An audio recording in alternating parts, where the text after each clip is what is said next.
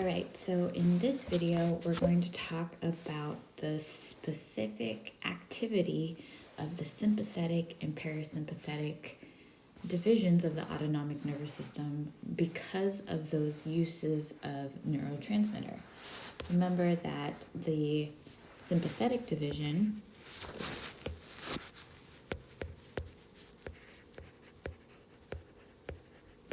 uses epinephrine and norepinephrine. And so we have adrenergic stimulation, adrenergic receptors in this area. So this is our fight or flight system. They are going to impact our sympathetic nerves. They are found in the thoracolumbar division, and they are going to stimulate or inhibit depending on the types of receptors there are. If there is stimulation, it can stimulate the heart, so stimulate the heart to increase heart rate. It can stimulate the pupil dilation of the iris. It can stimulate smooth muscle and cause vessel constriction, which can make things move faster or slower. And if it inhibits, it can inhibit contraction within the bronchioles, so that would cause bronchial dilation, and the same thing with the blood vessels, so it can cause blood vessel dilation, vasodilation. So adrenergic stimulation is occurring here, and it's due to two types of receptors, and I don't know why this didn't transfer, but they should be alpha and beta adrenergic receptors, and they each have their own subtypes, alpha 1, alpha 2, beta 1, and beta 2 subtypes. And we have actually learned about these different subtypes because of drugs. Scientists have been able to produce drugs that are going to act on one specific subtype, and by that they were able to figure out where these subtypes are in different organs, and I'll show you a table of that in just a second. Drugs that are going to help or promote the action of a neurotransmitter is called an agonist. It's like supporting it, it's an agonist. And then drugs that are going to do the opposite or inhibit actions of a neurotransmitter are called antagonists. So here's an example table of some of our organs with the types of adrenergic receptors that we find in them. Some that stand out, notice that the heart has mostly beta 1 receptors. Notice that the lungs have beta 2 receptors. You can notice that, others here have alpha receptors. This is interesting when you think of some drugs, and maybe you've heard of the drugs like beta blockers. Beta blockers, what they do are they are antagonists to beta receptors. And so propranolol is an example of that. It is a beta blocking drug, and it's to lower blood pressure, right? But it also lowers heart rate, and so it can help with individuals who experience nervousness. But it is also a lowering of blood pressure medication. It could also possibly cause asthma, because let's scroll back here. Asthma is bronchoconstriction.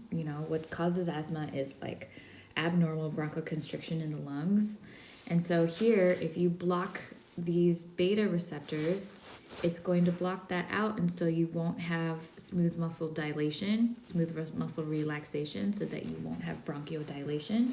And so that's why that asthma could be a side effect of taking these beta blockers. Atenolol is a more selective type of beta blocker, where it's going to select for beta 1 receptors. And then terbutaline is a agonist for beta 2, which is going to kind of ramp up the activity of the neurotransmitter, right, to help it out. And so it can help asthmatics with that bronchodilation we were just talking about. In parasympathetic nervous system, well, I should say in parasympathetic postganglionic neurons, but in all ganglionic, preganglionic neurons, so sympathetic and parasympathetic, the use of acetylcholine as a neurotransmitter, right? There's use of acetylcholine as our neurotransmitter. And again, that is called cholinergic stimulation with cholinergic receptors. We have two types, nicotinic, which we've discussed before, and it's called nicotinic because it does get stimulated by nicotine. And remember that these are going to open up ion channels. And then we also have muscarinic, and it's called that because it's stimulated by this compound called muscarine, which is in mushrooms. And those are going to activate G protein signaling. So here we have acetylcholine receptors. On the left, we have nicotinic receptors. You can see acetylcholine in green here, bound. And when it binds, it opens the gates, allowing sodium to rush in. And that is going to depolarize the cell and cause excitation. So we find this with our autonomic ganglia, neuromuscular junctions. This is what activates our skeletal muscle, and then some central nervous system pathways. On the right, we have our muscarinic acetylcholine receptors, and we have two of them. But you can see that they use the alpha, beta, gamma complex, the G protein complexes. On this left one right here, this is causing inhibition, and it does that because acetylcholine binds. The alpha, beta, gamma complex, the beta gamma complex of the G protein is going to dissociate, which is going to activate an ion channel. It causes potassium to rush out. Potassium rushing out is going to hyperpolarize the cell, right? It's going to decrease the membrane potential, and this inhibits the cell. And so this produces a slower heart rate. This is found in the heart. On the right here, we have acetylcholine binding, alpha, beta, gamma complex, the beta gamma dissociate. And the way it works is that it actually kind of uses a second signaling messenger of calcium that flows inside. Calcium is a positive ion. It flowing inside is going to cause an EPSP, right? Excitation. And this may inhibit, for the time, potassium channels to close. And so this can cause the smooth muscles of the digestive tract to contract. So this table is just an example of what we would find where. In skeletal muscle, we have those nicotinic receptors, which open ion channels, allowing for depolarization. In autonomic ganglia, the same thing. We have nicotinic receptors that allow for depolarization. In smooth muscle and glands, we have muscarinic. So they activate that G protein that can depolarize and contract our smooth muscle. But then in the heart, we have muscarinic receptors that can hyperpolarize. And this is why we can decrease the rate of our heart using this G protein coupled receptor. So this slide is just summarizing what we've been discussing. Here we have the parasympathetic division and the sympathetic division. All periganglionic neurons use acetylcholine as their neurotransmitter. Notice that they have nicotinic acetylcholine receptors in the postganglionic neuron, and it opens ion channels, which is what allows for EPSPs and eventually what allows for an action potential. And then the postganglionic neurons for the parasympathetic division use acetylcholine again, except now they can possibly stimulate muscarinic acetylcholine receptors, which activate those G protein complexes. And then in the sympathetic division, the postganglionic neurons use epinephrine or norepinephrine.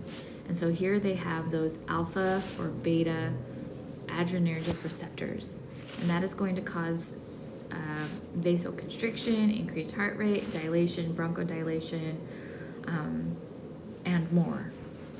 So if you can remember from those previous images that we showed you of the sympathetic and the parasympathetic organization with the brain and the spinal cord and the nerves coming off of them, remember that a lot of the same organs, most of the same organs were innervated by both the sympathetic and parasympathetic division. For example, your heart, your lungs, your eyes, your stomach, your pancreas, both of those were, all of those were innervated by both of these. They can have antagonistic effects or complementary effects. Antagonist, just like antagonist has been meaning, antagonist means it's going to have opposite effects. So an example of this is the sympathetic division increasing heart rate, while the parasympathetic division decreases heart rate. Another example would be the sympathetic division dilating pupils, while, maybe I should draw it like this, while the parasympathetic division constricting pupils. If they have complementary effects, that means they are going to cause similar effects. This is not as common. An example of this would be saliva. Both are going to cause salivary production. Parasympathetic produces a lot more watery of a saliva. Sympathetic, because your blood vessels constrict, you have less water in your saliva, so the secretion is thicker. And so we say that they produce similar effects. They're not necessarily complementary to each other, but they produce similar effects. Cooperative means that they work together, they cooperate. An example would be sex. This is actually one that I point out in my anatomy class. The parasympathetic division is what causes vasodilation and erection. The sympathetic division is what causes ejaculation. So the act of sex is definitely like a cooperative event between both the sympathetic and parasympathetic divisions. Micturition, which is also known as urinating, is also another example. The parasympathetic division allows for urinary bladder contraction, while the sympathetic division allows for the release of that contraction to allow for urination. So while most of the organs are dually innervated by the parasympathetic and sympathetic division, not all of them. A good example would be the adrenal gland, adrenal medulla, and another one would be skin, like your sweat glands and erector pili. So if they are not dually innervated, regulation of these is going to be either by increasing or decreasing the action potentials of our sympathetic fibers, so sympathetic division only. For example, a lot of our blood vessels only receive sympathetic innervation, and so it's not that there is like a contrasting parasympathetic, regulating it. It's just going to be either it is going to increase and it is going to fire and it's going to fire a lot, or that firing is going to decrease, and that will regulate how these organs work. So a lot of our visceral function is regulated by this autonomic division. Sensory input from our viscera is sent to our brain centers, often by the vagus nerve, that nerve again, cranial nerve 10, and then that is going to process or integrate that information and then change the activity of our preganglionic neurons. So again, that would be the effect, right? The preganglionic neurons are one of the two motor neurons of our autonomic nervous system. The medulla oblongata directly controls the activity of our autonomic nervous system, and so it is a big center for our cardiovascular, pulmonary, reproductive, digestive, urinary, all of that falls within the medulla oblongata that controls these autonomic functions. And it is influenced by sensory input and the hypothalamus.